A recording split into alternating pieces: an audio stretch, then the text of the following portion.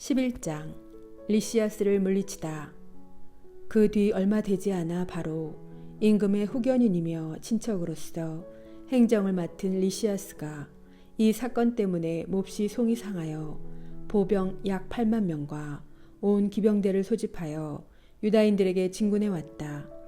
그는 이 도성을 그리스인들의 거주지로 만들어 이교도들의 신전처럼 성전에도 세금을 부과하고 해마다 대사제직을 돈을 받고 팔 작정이었다. 그는 하느님의 권능을 조금도 아랑곳하지 않고 보병 수만 명과 기병 수천 명과 코끼리 80마리로 기세가 등등해 있었다. 이렇게 그는 유다에 진입하여 예루살렘에서 다서스코이노스쯤 떨어진 곳에 튼튼하게 방비되어 있는 배추루로 다가가 그곳을 압박해 들어갔다. 마카베오와 그의 군사들은 리시아스가 그 요새를 포위하였다는 보고를 받고 주님께서 훌륭한 천사를 보내시어 이스라엘을 구원해 주십사고 온 백성과 더불어 탄식과 눈물로 애원하였다. 그러고 나서 마카베오는 자기가 먼저 무장을 한 다음 어떠한 위험이라도 무릎을 쓰고 자기와 함께 형제들을 도우러 가자고 다른 이들에게 권유하였다. 그러자 그들은 다 함께 열렬한 마음으로 돌진해 갔다. 그들이 아직 예루살렘 근처에 있을 때 말을 탄 기사가 흰옷을 입고 황금 무기를 휘두르며 그들 앞에 나타났다. 그러자 모든 이가 다 함께 자비하신 주님을 찬양하였다. 그리고 사기가 충천하여 사람뿐만 아니라 가장 사나운 짐승과 새로 만든 성벽까지도 쳐 부술 준비를 갖추었다. 이렇게 주님께서 자비를 베푸셨으므로 그들은 하늘에서 내려온 이 동맹군과 함께 전투 대열을 갖추고 나아갔다. 그리고 사자처럼 적들에게 뛰어들어 보병 11,000명과 기병 1,600명을 쓰러뜨렸다.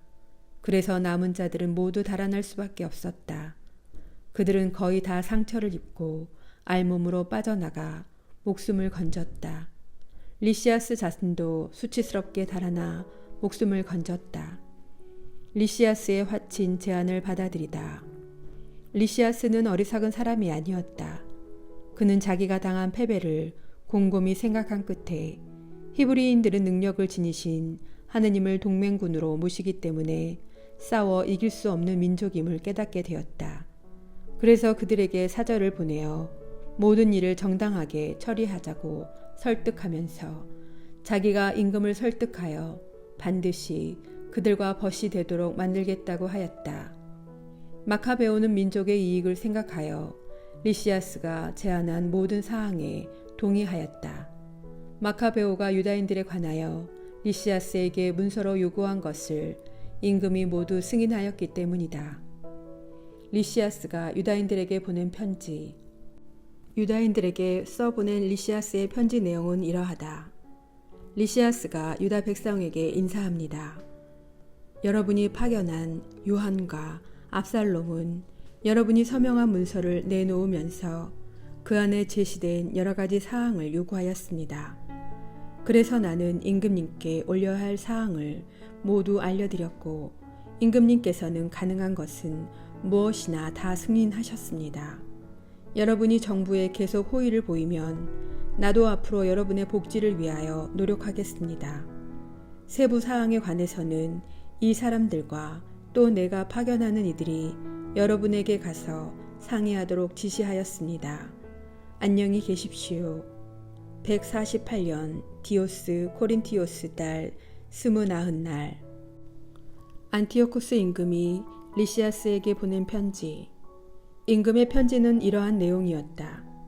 안티오쿠스 임금이 리시아스 형제에게 인사합니다. 우리의 부왕께서 신들의 반열에 드신 이때 우리 왕국의 신민들은 아무런 동요 없이 저마다 생업에 전념하기를 바랍니다. 우리는 유다인들이 부왕의 정책과 달리 그리스식 관습에 동의하지 않고 자기들의 생활 양식을 선호하여 자기들의 관습을 승인해 달라고 요청한다는 보고를 들었습니다. 우리는 이 민족도 동요하지 않기를 바랍니다. 그래서 우리는 성전을 그들에게 돌려주고 그들이 선조들의 관습에 따라 살도록 허락하기로 결정하였습니다. 그러니 귀하는 사람을 보내어 그들과 화친을 맺는 것이 좋겠습니다. 그리하여 그들이 우리 시책을 보고 저마다 즐겁고 기쁘게 생업에 종사하기를 바랍니다. 임금이 유다인들에게 보낸 편지. 우리 민족에게 보낸 임금의 편지는 이러하였다. 안티오코스 임금이 유다인들의 원로단과 그 밖의 다른 유다인들에게 인사합니다. 여러분이 안녕하다면 그것은 우리가 바라는 바입니다. 우리도 건강합니다. 메넬라우스는 여러분이 고향에 돌아가 자기 생업에 종사하기를 바란다고 우리에게 알려주었습니다. 크산티코스 달 30일까지 돌아가는 이들에게는 화친과 안전을 보장합니다.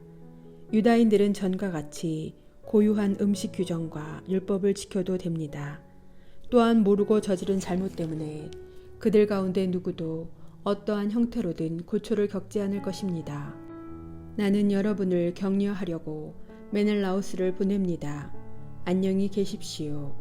148년 크산티코스 달 15날. 로마인들이 유다인들에게 보낸 편지. 로마인들도 이러한 편지를 유다인들에게 보냈다. 로마의 사절 퀸투스 멤미우스와 티투스 마니우스가 유다 백성에게 인사합니다. 임금의 친족인 리시아스가 여러분에게 승인해준 사항들에 우리도 동의합니다. 그러나 그가 임금에게 보고하겠다고 결정한 일에 관해서는 여러분이 깊이 생각한 뒤에 바로 사람을 보내주십시오. 우리가 안티오키아로 가는 중이니 거기에서 여러분에게 유리한 제안을 내놓겠습니다. 그러니 지체 없이 사람들을 보내어 여러분의 뜻이 어떠한지 알려주십시오. 여러분의 건강을 빕니다. 148년 크산티코스 달 15날. 12장. 유다인들에게 적대적인 지방 총독들. 이러한 협정이 체결된 뒤에 리시아스는 임금에게 돌아가고 유다인들은 다시 농사를 짓게 되었다. 그러나 지방 총독들은 티모테오스, 겐네오스의 아들 아폴로니우스, 헤로니모스, 데모폰, 그리고 키프로스 부대의 장수 니카노르는 유다인들이 안정을 누리며 조용히 살아가도록 내버려두지 않았다. 야포인들이 유다인들을 학살하다. 야포인들은 다음과 같이 무도한 짓을 저질렀다. 그들은 자기들과 함께 사는 유다인들을 초청하여 미리 준비해 놓은 배에 여자들과 아이들과 함께 타게 하였다. 그러면서 유다인들에게 아무런 악의도 품지 않은 듯 가장하였다. 그 일은 그 성읍의 공적인 결의에 따라 이루어졌다. 유다인들은 평화롭게 살기를 원하였으므로 야포인들의 초청을 받아들이고 조금도 의심을 품지 않았다. 그러나 야포인들은 그들을 바다로 태우고 나가 그들 가운데 200여 명을 빠뜨려 죽였다. 유다가 야포와 얌니아 주민들에게 보복하다.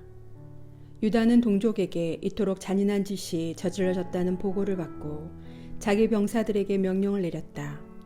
그는 의로운 심판관이신 하느님께 호소하고 나서 동포들을 살해한 자들을 공격하였다. 밤중에 그는 부두에 불을 지르고 배들을 불태워버리고 그곳으로 피신한 자들을 칼로 찔러 죽였다.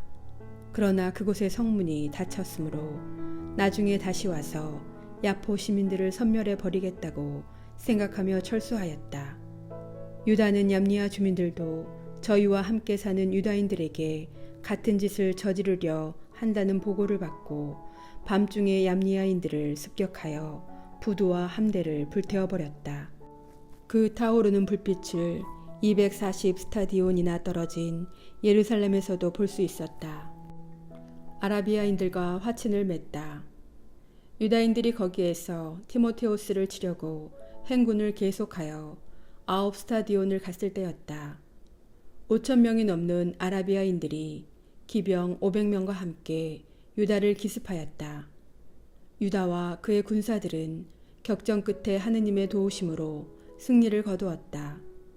패배를 당한 그 유목민들은 가축을 내어주고 그 밖에 여러 방법으로 유다인들을 돕겠다고 약속하며 유다에게 화친을 청하였다. 유다는 그들이 여러모로 도움이 되리라 생각하여 그들과 화평을 이루는 데 동의하였다. 이렇게 화친을 맺은 그들은 저희 천막으로 돌아갔다. 카스핀을 함락하다. 그 뒤에 유다는 흙보루와 성벽으로 견고하게 방비된 한 성읍을 공격하였다. 온갖 민족이 섞여 사는 그곳의 이름은 카스핀이었다. 그 안에 있는 자들은 튼튼한 성벽과 비축해둔 양식을 믿고 유다와 그의 군사들에게 몹시 무례한 행동을 하며 모욕할 뿐만 아니라 하느님을 모독하고 입에 담지 못할 말을 짓거려댔다. 유다와 그의 군사들은 여호수아 시대의 성벽 분쇄기와 공격 기구도 없이 예리코를 함락시킨 온 세상의 위대하신 지배자께 간청을 올리고 나서 성벽을 향하여 맹렬히 돌진하였다. 하느님의 뜻에 따라 그 성읍을 점령한 그들은 헤아릴 수 없이 많은 사람을 죽였다. 그리하여 너비가 2스타디온이나 되는 붉은 호수가 흘러드는 피로 가득 찬 것처럼 보였다. 티모테오스를 쳐 이기다. 유다인들은 거기에서 750스타디온을 가서 토빈이라고 하는 유다인들이 사는 카락스에 이르렀다. 그들은 티모테오스가 그곳에서 아무 짓도 하지 않고 즉시 떠난 뒤였기 때문에 그를 잡지 못하였다. 그러나 티모테오스는 한 곳에 매우 강렬한 주둔군을 남겨두었다. 마카베오 휘하의 지휘관 도시테오스와 소시파테르는 그곳으로 나가 티모테오스가 요새에 남겨둔 10,000명이 넘는 병사들을 전멸시켰다.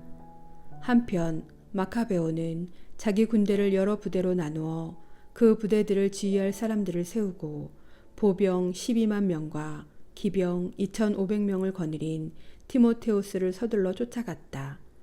유다가 다가온다는 보고를 받고 티모테오스는 여자들과 아이들과 다른 짐들까지 카르나임이라고 하는 곳으로 미리 보냈다.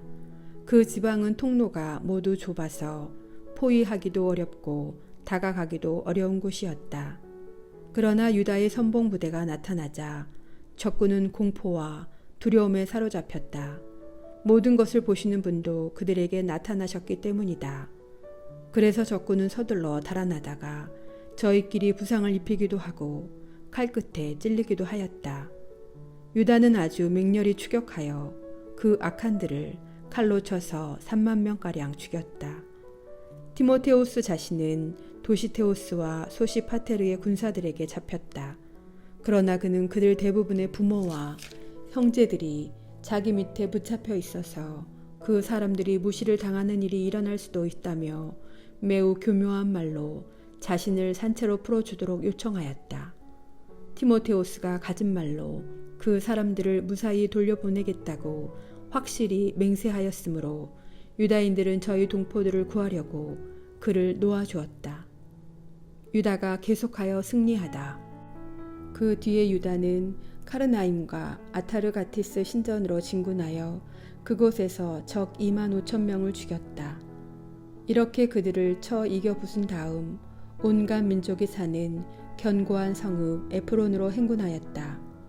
그 성벽 앞에는 건장한 젊은이들이 배치되어 그곳을 든든하게 지켰으며 또 거기에는 많은 전쟁 기구와 투석기가 갖추어져 있었다. 그러나 유다인들은 어떠한 적군의 병력도 큰 힘으로 부수어 버리시는 지배자께 간청을 올리고 나서 그 성읍을 장악하고 그 안에 있는 25,000명가량을 쓰러뜨렸다. 유다인들은 다시 그곳을 떠나 예루살렘에서 600스타디온 떨어진 스키토폴리스로 서둘러 이동하였다. 그러나 그곳에 사는 유다인들은 스키토폴리스인들이 자기들에게 호의를 베풀고 불행할 때마다 친절이 되어 주었다고 증언하였다. 그래서 유다인들은 그들에게 감사의 뜻을 표하고 앞으로도 자기 민족에게 잘해달라고 당부하였다. 그러고 나서 주간절 축제가 가까워졌을 때 예루살렘에 이르렀다. 오순절이라고 하는 축제를 지낸 다음 그들은 이두메아의 총독 고르기아스를 치려고 서둘러 떠나갔다. 고르기아스는 보병 3,000명과 기병 400명을 거느리고 나왔다. 교전하는 동안에 몇몇 유다인이 쓰러졌다. 바케노르의 군사 가운데 도시테오스라는 이가 있었는데 그는 건장한 기병이었다. 그가 고르기아스를 잡고 그의 겉옷을 힘껏 끌어당겼다. 저주받은 그 자를 사로잡고 싶었던 것이었다. 그때에 트라케 기병 하나가 도시테오스를 덮치며 그 어깨를 칼로 내리쳤다. 그 사이에 고르기아스는 마레사로 달아났다. 에즈리와 그의 군사들이 오랜 싸움 끝에 몹시 지쳤으므로 유다는 주님께 자기들의 동맹군이며 전투의 지휘자로 나타나 주십사고 간청하였다. 그러고 나서 조상들의 언어로 찬미가를 부르고 함성을 지르며 고르기아스의 군대를 기습하여 패주시켰다.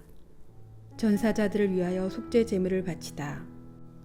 그 뒤에 유다는 군대를 모아 아둘람 성으로 갔다. 일곱째 날이 다가오자 그들은 관습대로 몸을 정결하게 하고 그곳에서 안식일을 지냈다. 다음 날 장사 지내는 일이 시급해졌으므로 유다와 그의 군사들은 전사자들의 죽음을 거두어 조상들의 무덤의 친족들과 나란히 묻어주려고 갔다. 그런데 죽은 자들마다 그 옷 속에서 율법으로 유다인들에게 금지된 얌리와 우상들의 패가 발견되었다. 그래서 그들이 전사한 이유가 바로 그것 때문이라는 사실이 모든 이에게 분명히 드러났다. 그들은 모두 숨겨진 일들을 드러내시는 의로운 심판관이신 주님의 방식을 찬양하였다. 또 그렇게 저질러진 죄를 완전히 용서해달라고 탄원하며 간청하였다. 고결한 유다는 백성에게 전사자들의 죄 때문에 그러한 일이 일어난 것을 눈으로 보았으니 죄를 멀리하라고 권고하였다. 그런 다음 각 사람에게서 모금을 하여 속죄의 제물을 바쳐달라고 은 2,000 드라크마를 예루살렘으로 보냈다. 그는 부활을 생각하며 그토록 훌륭하고 숭고한 일을 하였다.